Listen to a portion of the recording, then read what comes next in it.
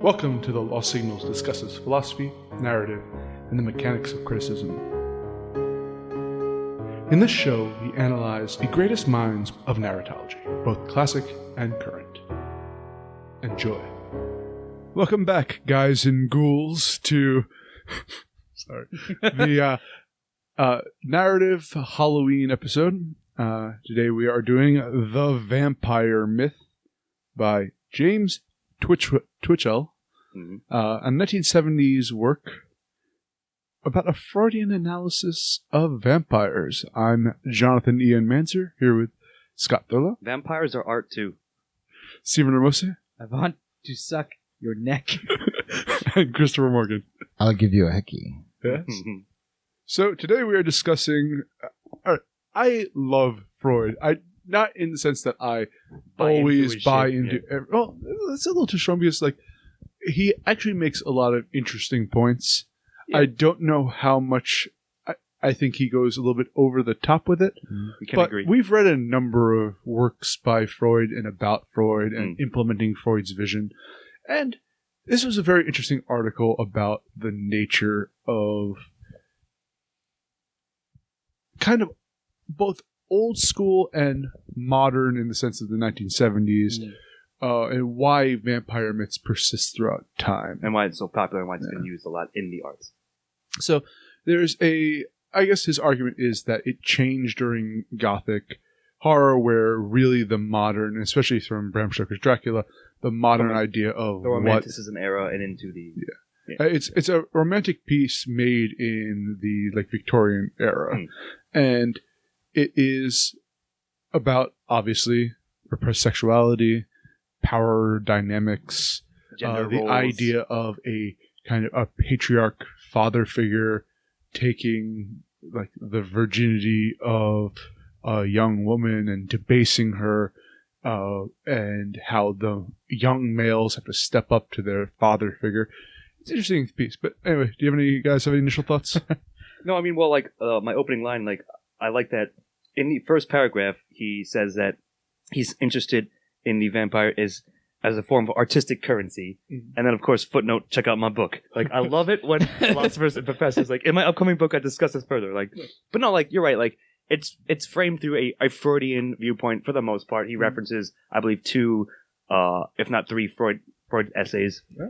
But yeah, I cover, trying to get at, why the vampire myth persists so much and why it's, so resonant, I suppose, with audiences from the Gothic/Romantic age and into, again, the 70s or so, whenever this was published.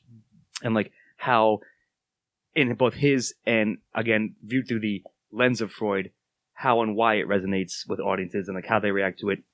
And given, whether or not, depending upon whether you're male or female, what...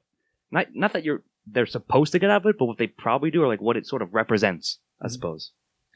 Yeah, this is very interesting in terms of kind of the ideas that he takes. I went back and forth on trying to figure out what the author was, if in effect trying to get at a bunch of times. No, that there's a Freudian analysis of vampires. I believe that's his entire. Pretty much it. Yeah. Well, it is, but at certain points it felt like it was almost a misogynistic view of things, and then it kind of turned that on its head later on. I see what you mean. I'd never got the full understanding of what he wanted to say, but that being said, it is an interesting take on the sexuality of the vampire myth, and I think that is really what he's interested in, at least in terms of this article or this essay about why young girls like Count Chocula. Yeah, and why young boys like I don't know. There's no equivalent to Count Chocula, but from Dusk Till Dawn. I was going to say I'd like to see what his take was after Twilight, given the fact that. Well, we're going to actually get to that. Well, yeah. Modern interpretations, and do these rules apply to modern vampire work? Depictions. But I guess he does talk a bit about Bram Stoker's Dracula here, and at least how also Bela Lugosi's performance solidified the idea of the modern the vampire. European, the iconography of The vampire. Eastern European, the suave, well put together foreign. And because he makes a point in Bram Stoker's novel, he speaks perfect English, where Bela Lugosi gave that accent to it.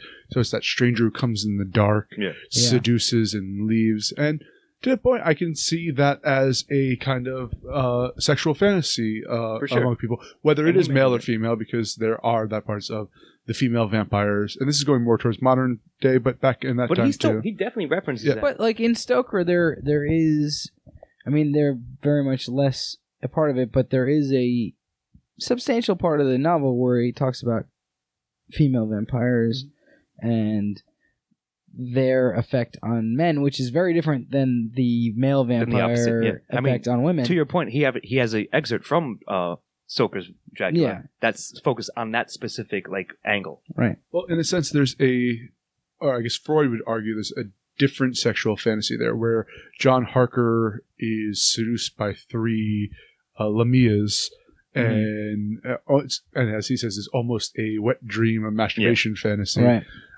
It's the singular male vampire that sneaks has to be invited in the window or the door, and it's almost a rape situation, although but with willing parties on both sides. Right.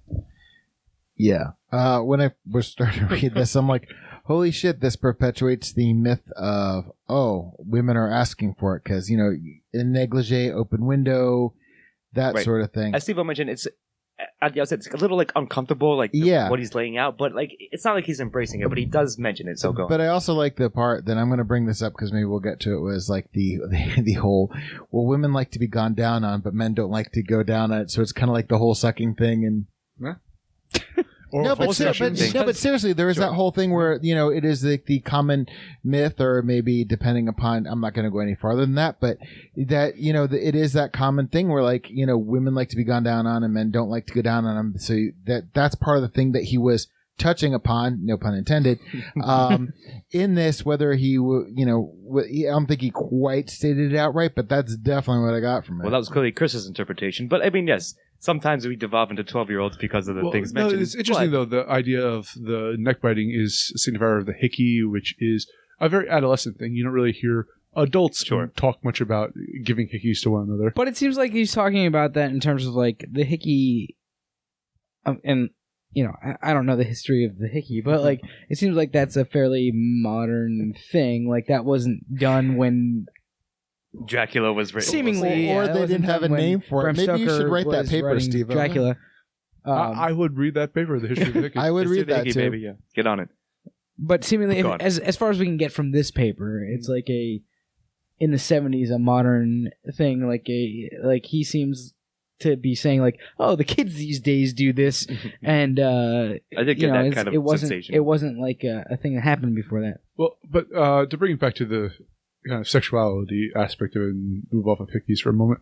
But the idea of, in the Freud, how the young man desires the virginal mother, and in his mind, she's still a virgin. That's why we want our heroines in these stories to be the pure being debased, so that we then have justification and proportionality to seek after the debasement of thing. While the vampire itself represents the patriarchal figure, and this one was interesting, the unfulfilled woman who had a bad first sexual experience with an awkward guy wants that powerful father figure, but that is still foreign to come in and it's being the representation of the father, which the young male can't replace. Yeah. Right, but clearly, if you're going Oedipal, right? As Freud loves to do, the man in this situation wants some sort of representation of the virginal mother, and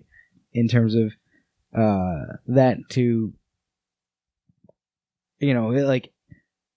impart his sexuality upon, we'll say. Yeah, no, I know what you mean. And it's two, and it is done in two very different ways in Dracula. I don't know if all of us have read Dracula. I've never read it all the way through, but I've read parts of it fairly recently, and it like he does a good job of representing like what happens throughout the novel, and like it is like it's a very interesting thing to like think about in terms of Dracula was written in the 1890s, something like that. He's something like that, hundreds of years ago, and looking at vampire myths and how they have evolved since then and how they've stayed the same since then is kind of like what aspects remain and how they have culture / society has changed them or bent them to the prevailing mindset. Well, that's what's fascinating to me about this, because what he is suggesting also is that it was vampires have existed in mythology for a very long time. Whether you're dealing with the kind of like Native American cannibalistic like Wendigo, exactly. That's the word I was searching for. But the vampire is a cannibal as well, although an oral cannibal, which is very much a signifier for Freud, or the Freudian interpretation. But that the fact that the Dracula figure has persisted now through the kind of suaveness. Even if you watch kind of modern day vampire works, it's generally it's a less of a beast and more of or actually you can say even like the Jekyll and Hyde figure of the gentleman in public and the beast at night. Yes, exactly. So, yeah. It's Hyde in the streets, Jekyll in the sheets type of thing. Did you just come up with that? Yes, awesome. Except I think it would be I wouldn't want Hyde in the streets and Jekyll in the sheets. The other way around. Yeah, I'm sorry. But either way, I love it. I'm sure that someone else has come up with that analogy. Well, there's a porn for that out there somewhere. At least one. 100%. But no, like more serious, like you said. I wonder what Freud would say about that. Given that, right? So, like, I think as he mentions that it's a lot of the adolescent like audiences, right? Your mere adolescent audiences viewing a vampire myth story get one thing out of it, right? Sort of like the Oedipal thing, as you mentioned, and the female also has that, but in a different way. And it the Electra. It speaks to them like it sort of. I believe he mentions like verifies the prevailing societal, like I guess, prejudices, if you will, right? Like women are supposed to behave this way in XYZ situations, men are supposed to behave this way, and it ties in again the father figure. For better or worse, popular culture tends to reflect. But that's when we get into the modern vampire thing, we can see how modern vampire stories reflect modern day sensibilities to that. Yeah. So I think, I'm sorry, Freudian, Chris, I think that he was making that point. It's just that he was writing in like the 70s, early 70s, whatever. So like that was sort of the prevailing mindset. And now in modern times, in the 2019, it's a bit different. Yeah. Of course. Go ahead. Yeah, because I was going to say that comes back to the rape, the whole rape fantasy and what I was saying at the beginning where he was talking about, she's, by herself in the bedroom with the white negligee, of course, white. She lets him in. I mean, like there is that connotation about the whole stereotype, especially, back then, even to today, where there's a whole, women are asking for it aspect to it. And here it is this guy that's coming in. He's charming, and he seduces her and, I'm not going to, I was going to say, I'm not going to get into the whole Freud thing, but we are here for discussion. You're already in the Freud thing, baby. Yeah, but I mean, like he was talking about the, Dracula being her father and the father to the men as well, which I thought was... right. That's what I'm saying. That's kind of what I was just like pointing out, that like it represents something a bit different to each of them, to the gender, right? But the adolescent viewers of each gender. But what I found interesting in a slightly horrific way was that to find out that these things that we have brought out into the light, about the gender inequality and, if a male sleeps with a lot of women, he's a hero. And if a woman sleeps with a lot of males, she's a slut. I'm like, oh, wow, this has been ingrained. It's just like even in vampire literature, which, again, as I'm not going to go, you said something about you're going to get to Twilight or something, that it's just like, it is just so ingrained even in this thing where you don't think, thinking about it and it's like, oh, as a benign thing watching Bela Lugosi, and then you like take this interpretation of it. I'm like, oh, okay, it's I'm But to blocking go them. beyond Freud here, though, you do have, because of the sexual nature of both the male and the female vampires, it is a kind of rebellion against that promiscuous individuals are dangerous, and that you best stay with either the homely female character or the homely male character that you grew up with in your That is culture, safe, comfortable, as opposed to the exotic others that will come prey upon you and turn you into one of them. So you can take a look at kind of, even though I'm going to say Red Scare here, but obviously the vampires didn't exist back then. Although Bram Stoker's Dracula was partly an economic piece against the idea of old money Europeans coming in and buying land. So the idea is that there's an economic interpretation of this as well, and also a kind of xenophobic interpretation of I was this going to as say, I didn't see the xenophobia until before that. I'll bring it to sorry. It seems obvious. Sorry, like it doesn't seem obvious, but when you point out, like, oh yeah, like it's clearly there. It's part of it. So look at we'll bring it to modern. From Dusk Till Dawn is, it's ancient now, but it's still fairly modern. Vampire Tale. They don't meet vampires until they leave America. Yeah. They have to go to Mexico, to the foreign land, in order to come across a vampire haven. At that time, it's a very sexual Salma Hayek, who is the vampire queen there. Yeah. So, those still, that to today, the xenophobia still exists in it. I think it's still ingrained part of it for sure. It's still certainly resonating, which is interesting because that's a Rodriguez movie. Who, he's Hispanic himself, he's Latino himself, and but you can't escape the traditions of a genre, really, because to be true to a genre that you're making, you have to keep, better or worse, you're stuck with those kind of. I mean, if you look at like to your point, like Guillermo del Toro, who's Mexican, has made one. Cronus is kind of a weird vampire. He recreated mythos, but in something like oh shit, Pan's Labyrinth. No, the other it was a Del Toro.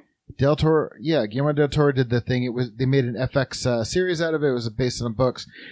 But again, those were the strain. The strain, yeah.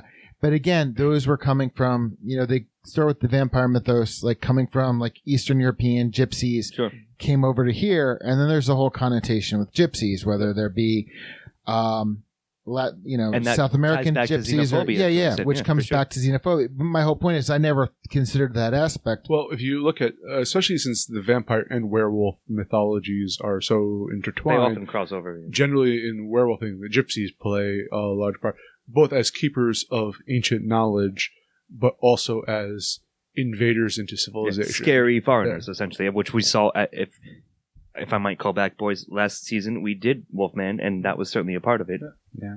So, on to Twilight. I've never seen Twilight, nor have I read Twilight. Same. But I'm seen parts of it, knowledgeable about it. And from what it seems to me is it is what I feel the shifting tradition of how we view female sexuality in our society. What I have seen recently is A Girl Who Walks Home Alone at Night. Excellent movie. Fantastic. Coming up on our Halloween special. But again, it's giving more power to women, or at least giving power back to them, at least. Yeah, or placing men and women on kind of a similar playing field with similar. So it's not just the woman being seducing a male who is pure. It is they're playing a kind of a more either femme fatale, as he brings up in this, or protagonist role, which is part of what I really like about that, like the idea of like the male as this pure representation figure in vampire mythos is almost laughable. Like clearly, the women in these fucking things are way more set upon, right? Like beset upon than the guys. So I like that. I like that interpretation. Like A Girl Walks Home Alone, and it did a really good job of kind of like just like sort of twisting that, evening out the power dynamic, and like that's really interesting that you said. Twilight seems really fucked up from the things I've read about it. I've never. From what I know about it, though, it is kind of more, I guess, traditional vampire tale of a woman who is not saved necessarily, but maybe that is a proper term. Torn between the werewolves and but vampires. she is brought out of her mundane existence by a strange male Yeah. who can An save her enchanting from her. male But figure. but also it's Stephanie Myers wants to have her cake and eat it too. She doesn't make the vampires brutal until they're the enemies, but she also maintains that everybody's a virgin until even the vampires get married. Okay. Sure. Yeah, and then there's a whole because she's Mormon, and there's a whole reproduction aspect to it, which brings up to another level of creepy. You know way more about Twilight than I thought Okay, you would. because You don't have to explain why. no, my wife Please read it. don't. Fuck you. I'm just kidding. No, because Beth read it, and it's a guilty pleasure of hers. But it's even better to watch the movies where her commentary is kind of like trashing them at the same time, which is hilarious. But no, it is. I mean, they are. It's a retelling of it where they are kind of in a way sterilizing it and romanticizing it. Because to me, like looking back at say either the book or the Tobe Hooper film of Salem's Lot, or even The Strain, where the vampires are like actual monsters. There's no romance to it. It's just like if Dracula is like kind of in the between of them, and then Salem's Lot's like War of the Beast. Stephanie Myers is taking all the brutality pretty much out of it and going with the romanticism. So, I want to go slightly in between here. All right, okay. Have any of you guys read any Anne Rice? One No, I of have not. them. Interview with a once, long Vampire, time ago. Vampire Lestat. I think and I it was read Queen of Lestat. the Damned. No, the first two, and I got third of the way through Queen of the Damned. To It's answer- I Yep. enjoyed those books when I read them. You read but- them all, to be clear? No, I read the first A bunch of them? 3. No? Okay. So I think it was Interview with a Vampire, Vampire Lestat, and Queen of the Damned. But I enjoyed them. I was much younger then, and I don't remember enough now to say whether they were fucked up or not. Mhm. We'll say, Yeah. But there is this really interesting dynamic that I've only seen in those books, which is this real, and then in the Interview with the Vampire movie and stuff like that. And I didn't actually see Queen of the Damned, but there's this really homosexual vibe to them, Tone to it, yeah. well, yeah, which definitely. which I really enjoyed when I was reading them, and I'm not sure that I really understood why I enjoyed it a lot, but there's this awesome they really get these dude vampires really get each other, you Well, know? the thing is, she made them pansexual before anybody really knew what the term was. May Yeah. I make a comment here? Because there's another aspect that they've taken out of the original source material. Not actually the original, but that Dracula represents nobility. He represents kind of old school noble decadence. Yeah. So if you look at Blade, those movies, it's the corporatocracy that are the vampires. Right. And That's a they're good the call. modern day people that we can allow to be debauched because we want to hate them and we want to. I think Freud would agree with me on this. It's that easy we to vilify look, them. we Yeah. look at these people as people who have the freedom to express Stake their the inner rich. desires. But that's perfect because it's in the same way that the vampires from before were the noble class, and you want to hate them as the working class, right? Yes. Yeah, of course. It comes with the class system. The Exactly. corporatocracy is the new nobles, But Exactly. to your point, I want to bring up Preacher. It has a vampire in that. I forget. Cassidy, yes. Bisexual, very open to, and it's interesting that bisexuality in our day and age is considered kind of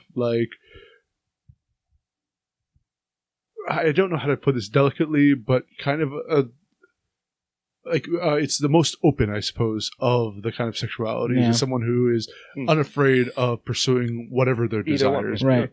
And that's why, Cassidy is seen as such a free spirit. He's a risk taker, a gambler. He has a heart of gold. Don't get me wrong. That's how they portray him.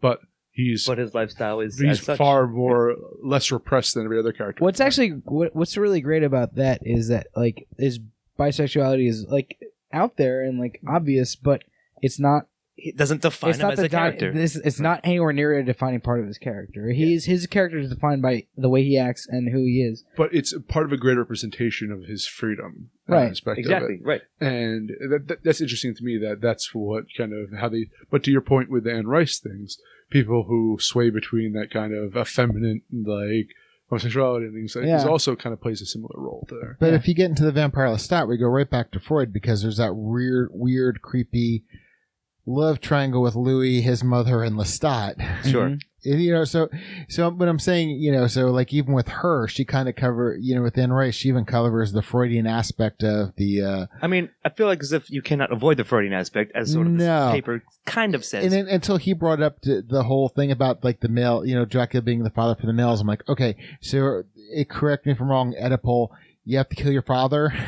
And marry your mother. To marry your mother. Yeah. I'm like, Jesus Christ. But yeah. I got going for you guys. I could see where he drew that conclusion. Go on. Sorry, Scott. There's another, sort of like, maybe not the opposite, but there are two examples I can think of. One was from What We Do in the Shadows, the show, not the movie. Yep. And one was from a character from fucking Skyrim. Okay. There were two young, like, 12-year-old female vampires, and within the mythology, they don't age. Yeah, right? Prepubescence. So, both of them, their thing was they hunted pedophiles. They lured in, like, Reminds you of Same with Hard Candy. Girl Walks Home Alone at night as well. kind of, but, like, specifically because they were, like, prepubescent women, they would stalk, like, their victims specifically were pedophile men, like, for the most part. And I thought that was, like, I don't want to say cool, but, like, an interesting thing to include, to comment upon, like, within the vampire mythology of what... That's when something becomes so ingrained in society that you can play by the rules and then subvert it for the message you want to give. Yeah. And I think that's a fascinating play upon the vampire mythology. I agree. I think it's a cool... If not directly referencing the initial intent. And What We Do in the Shadows, that's what they're familiar with being the father?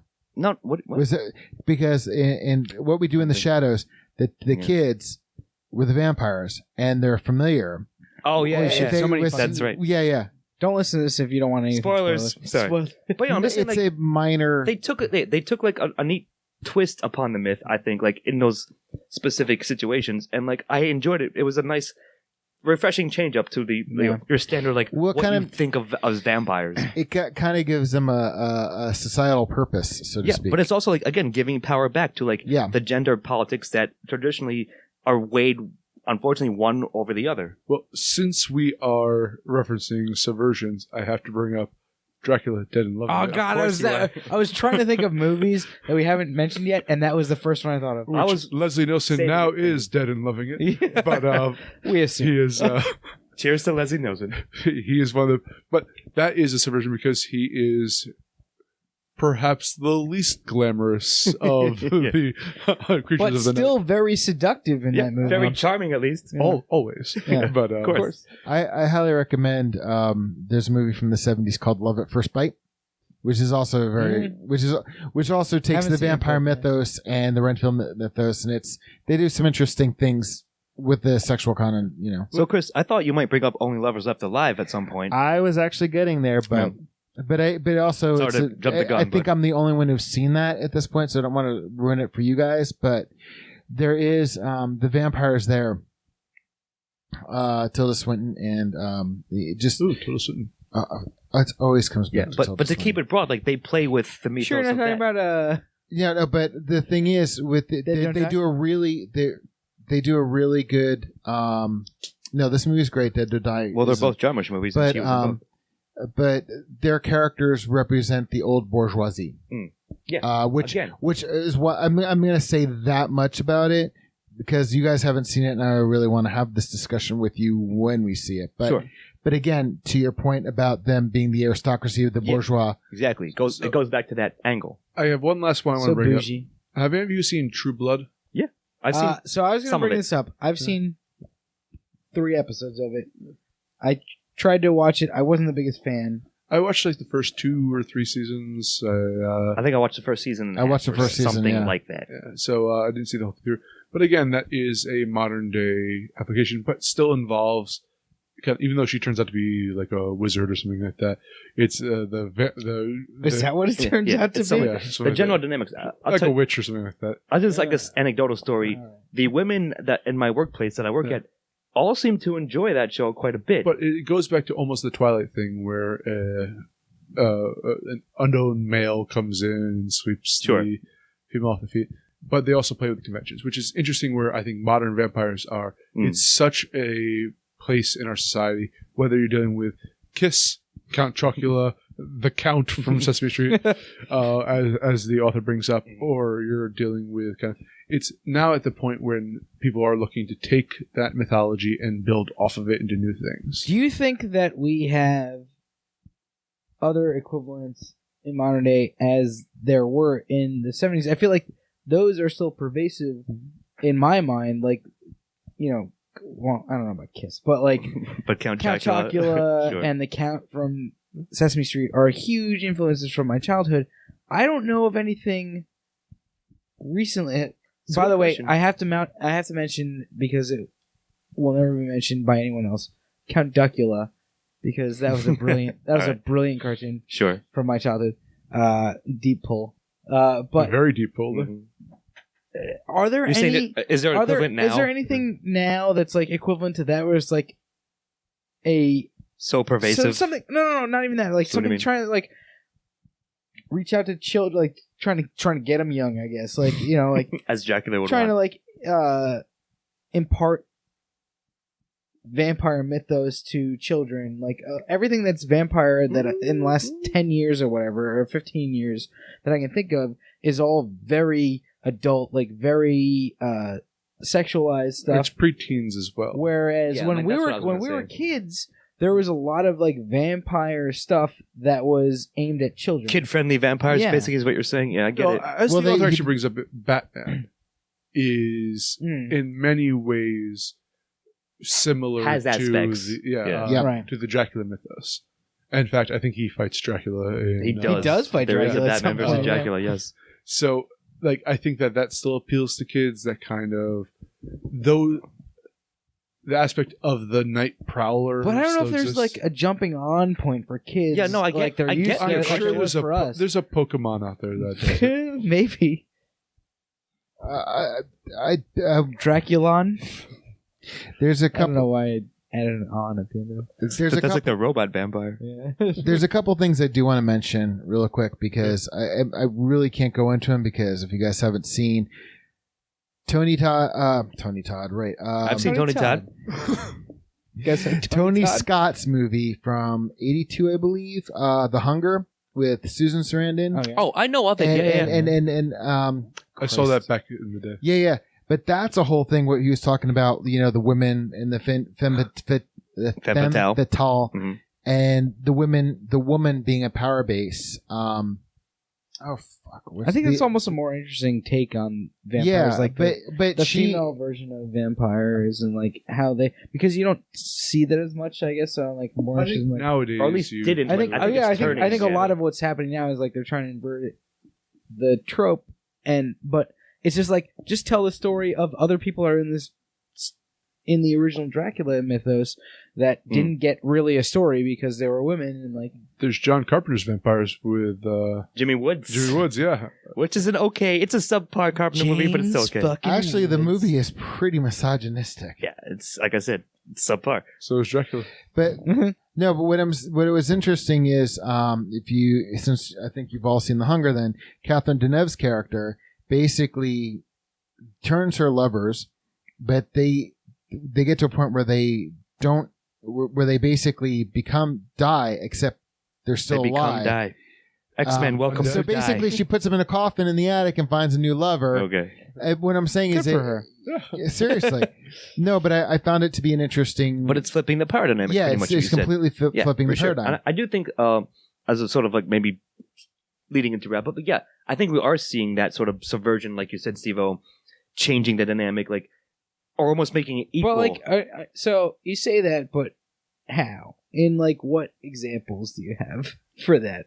Like, I've Girl been Walks trying Home Alone at Night. I've been trying to think of it, and other than Girl Walks Home Alone at Night, which is a movie made in America but Iranian language film. I would say Shadows too. Not a lot of people saw that. There's a strong female character in Vampires. Is a decent version. She takes on not the movie, but the TV show. But one of the main female good vampires takes female- on like basically tutors a younger. She's but like she 20. is still outnumbered by the male. Sure, vampires but in that. it's implied to be like she's clearly like the smartest among them. Like her plans are better than theirs. I'm just saying, like I saw that, I got that pretty obviously Yeah. from that. So Yeah. to answer your question, that's one example. Now it might not be like the most well-known one Sure. for sure, but I'm just saying like I do think there is a tipping of the scales, or at least it's gradually getting it's moving away from where it came from. Well, I don't know Yeah. what modern, really vampire tales that are aimed at adults have come out recently, aside the ones. Maybe there are. I just haven't seen them. we've named quite a few. I think. 1986 Vamp with Grace Jones. Yeah, but I'm talking about like really 1986, that was- recently. 30 years ago. No, I get what you mean. I mean, I've stopped like But not yes. stopped, but I've never been that versed in the vampire. Like I Am Legend Stories, had but- vampires in it, but they were Sure. more like Zombie. rage They were virus. zombies. No, wait. Like- Were you talking about the book? Because the book had actual vampires, and the movie with Vincent Price, The Last Man on Earth, was vampires. well, there's also the one Charlton remake was Heston Will Smith. Omega Man, which Yeah, this is all like ancient stuff, man. yeah. Like, Sorry, talking but about, like, but listen, if you're, Grandpa. The past 10 But if I years. know you're you haven't talking- watched anything in the last 20 years. but wait, if because if you're talking about Charlton Heston or if you're talking about Will Smith, they changed the mythology, so they're Yeah, really kind of sure, not sure. because again they want to have their cake and eat it too. Yeah. They wanted to have certain rules that they couldn't do within the vampire mythos. Mm. So instead of trying to recreate the vampire mythos, they moved to a different way to explain what the vampires were. Sure. It's like there actually is a TV trope called "All Vampires Are Different," and you can look up all the examples in which they use them there. So Yeah. I think the main point over all of this I wanted to do, besides rehash about vampire movies we've seen, is Have you guys seen as many vampire discuss- movies as us? to discuss that even though I respect the Freudian interpretation, I think that this author makes a lot of good points and interesting, or at least conversational points that you can have with people. I think that just isolating one interpretation of a work doesn't Do it justice. do the spectrum of Yeah. what vampire, especially like since the codifier of the modern vampire is an economic interpretation. It's you can do sexual interpretation, you can do a Freudian interpretation, you can do all these things, and because of that, the modern vampire can draw from all these thematic elements to Yeah. pick what they want to do with it, I- and I think that's overall my point to this. I agree. I guess, sort of rephrase, because it's so robust, because it has always sort of contained to some degree, to one way or another, all those aspects, like, that's why it persists. And that's like sort of what the author was making the point when he was writing this, and I think it's still true to this day, and you can still see a lot of it in there in any vampire story, movie, whatever, etc., what have you. That's why you can have a vampire that Will Smith is killing, but it's really a zombie, and you can have a vampire that teaches you to count on Sesame Street. Yeah, Or exactly. you can have Well, or you can have a vampire that drains your energy by boring you. Yeah. Mhm. I think That's me. I'm sorry. I was gonna say that's all of us. Ian is the energy vampire. I think that is really an interesting point. Is like, you know, like since the time that this work was written, there have been a lot of other takes on vampires, which he almost seemed to have been like not inviting per se, but like, you know, he was like, hey, what are the themes of vampires, and like what has changed since the 1700 or 1800s or whatever, since 1800s when I Bram think Stoker- that he missed some of the initial interpretations that Dracula meant. yeah. It's almost a I do think it could've- Parthian braid. It could have been more Oh. robust. Oh, shit, son. Slash V. Yeah. Yeah. There we go. Nice. But yeah, like in terms of this article, I think it's interesting the things he brings up. He goes really deep into the sexuality of everything, Yeah. which Freud would do. which Freud would certainly Again, like, do. And like he's- you know, it is a valid point. It is a bunch of valid points to be made on the On that front, if you will. psyche of the characters that are in these stories. But I think, as we've mentioned, there is a lot of good subversion available. Yeah, dude. In terms of like modern Depictions. vampire movies, I think that's starting to happen more and more, especially since this was written in the 70s. And I would like to see more of that. Like, I think the vampire myth is really fascinating, and turning it on its head is even more It's fascinating. ripe for exploration. But I'm going to say they've been doing that because if you look at The Hunger, she's a vampire and she can walk during the day. There's certain things she doesn't have. The immortality. It's like well, the vampire Blade, right? You have the Daywalker. The Daywalker, but he's a hybrid. But that also goes to a lot of things because there's a lot of room to move with the vampire mythos, and you can create your own. I mean, talking about I Am Legend, the original book, Richard Matheson. Really, it's definitely the 1950s science and protagonist, but he brings up a lot of really good points as to why vampires react to garlic.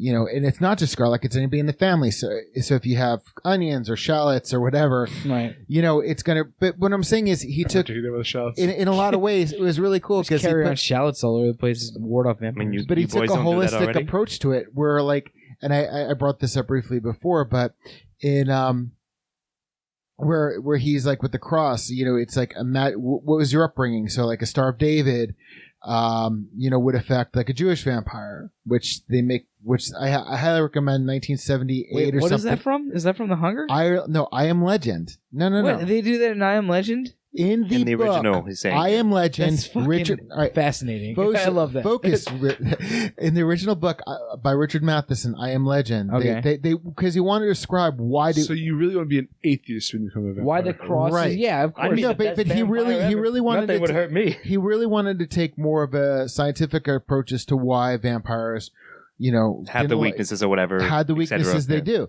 Yeah. Which I thought was interesting. And it was also something they played with in the movie, as I said before, Love at First Bite. If you haven't seen it, George Hamilton, great movie because they do play around with this a lot. Yeah. This would require a lot more research, and maybe we'll do another episode on this down the line. But I would actually like to explore mythos and what stays true to the original mythos throughout time and what we've discarded. What aspects, because, like the garlic aspect has stayed throughout, even though that even predates the Dracula one. Oh, that's because it's kind of an original, the Wolfsbane type thing. Yeah. Right? Yeah. Although I think Wolfsbane is kind of falling off as we've moved away. Because nobody knows what Wolfsbane is. Yeah. All right. Anyone have any last thoughts? No. I mean, it's not just Beth. It's Rich too. Also, is a big Twilight person. Vampire? That's where I learned a lot too. I'm throwing him under the bus as well. Cool, Since thanks. people see him here, this is why I know as much about Twilight as I do. Because it's very important knowledge that you know. Rich lectures Chris about. No, I've been about involved. Twilight. I've been involved in conversations with the two of them. So. I think you protest too much about Twilight. No, I enjoy listening to it. I think it's hilarious. You enjoy watching Twilight, I guess. Well, I'm Jonathan Ian Manzer, and I prefer Blueberry. Scott Thurlow. Vampires ate my mother. Stephen Ramosi. Count Dracula. And Christopher Morgan. What beautiful music we make. Good night. Thank you for listening to The Lost Signals Discusses Philosophy, Narrative, and the Mechanics of Criticism. Editing and engineering by Jonathan Ian Manzer. Music by Christopher Morgan. Check us out on YouTube and iTunes for the shows, and on Facebook and Twitter for updates.